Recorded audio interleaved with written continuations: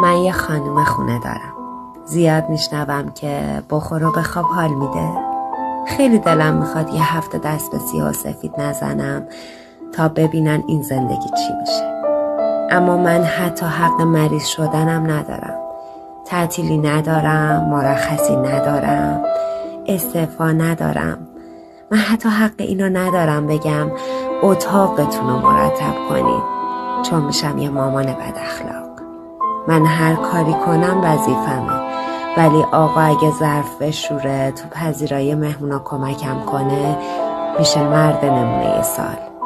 من یه خانم خونه دارم و تا صبح میتونم از سختی‌های کارم بگم، ولی من عاشق خونه و همسر و بچه هامم. خیلی هم از کار بی‌مزد و منتم راضیم.